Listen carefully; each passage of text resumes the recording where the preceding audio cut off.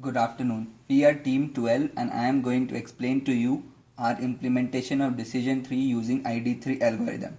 First of all, we read using a properties file, we read the name of the training file and the test file.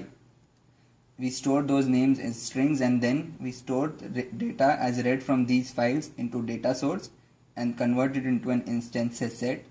Since the class index might not be defined, so we set it to be the number of attribute minus 1, that is the last column. The first step involves making a tree. Let's go and check this. For ID3 tree, first we set the tree data to be the data that we pass and root to be a new node. Then we call a make tree function to make the tree. In the make tree function, we check, first of all we find the number of class values, and then for each class value we find the count of instances for that particular class value. That is, we find how many instances belong to each of the class. Then we check if it is a pure leaf node. That is, if the class variations is only one, then that particular node will be called a leaf node, and then we find the class which occurs for the maximum number of time and return.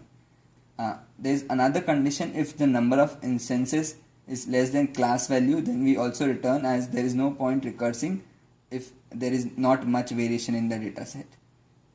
In the else part, we try to find the attribute on which the gain would be maximum. So we set the maximum gain to be a very large negative number. We work iteratively through this loop and try to find the attribute with the maximum gain. This is the variable which stores the local maximum gain. First we go and create a subtree. Here we pass the data and the attribute index.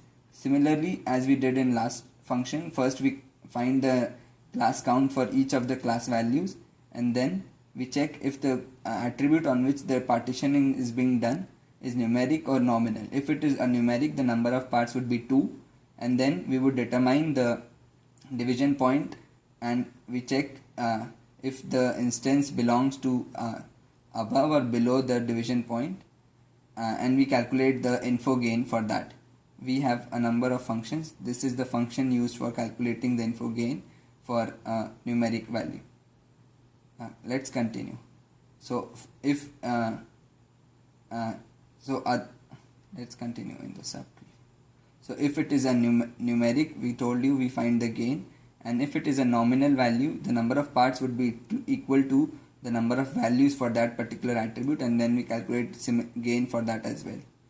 Continuing to make the tree, we find the local maxima, and if we get the maximum gain, then we decide it to be the subtree, and then we check if the subtree is null. That is, if the size of the tree is 0, then again we find it to be a leaf node and we find the class which has the maximum occurrences.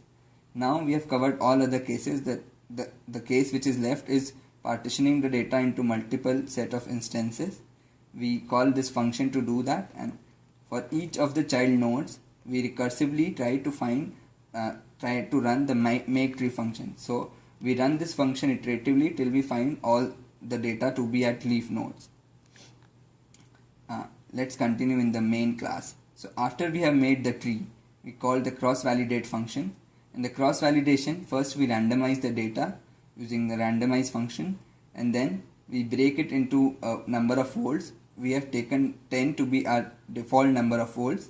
For each of the folds, then we calculate the accuracy, and in the end we calculate the average accuracy for all the folds. This is our helper function to calculate the accuracy for each of the data set. After calculating the accuracy for cross validation, then we read the test data source and we find the class for each of the instances in the test data source. In the set class function, we call the find class function, which checks if the node we are running on is a leaf node. If it is a leaf node, then we return the result. Otherwise, we get the instance state and recursively work on this till we get the class for the instance. So this is how we have set up our algorithm. Let's run and check how it works. So by default it runs for test set A. When we run it, we find that for test set A we get the accuracy to be 86.66%, and this is the result for the test set. we can see that for first record we get the class to be C1, and for second C1, like that we get up to this last record which is C5. So and now if you want to check for test set B, we can just comment these two lines and uncomment these two lines and run the program again, and then we can find the result for test set B. Here we can see that epic record. So the accuracy for test set B is 91.25%, and it's a binary data set. So for record 1 the value is 1, for second it's 1, like that we have the set of instances with the results. So this is a complete implementation. Thank you.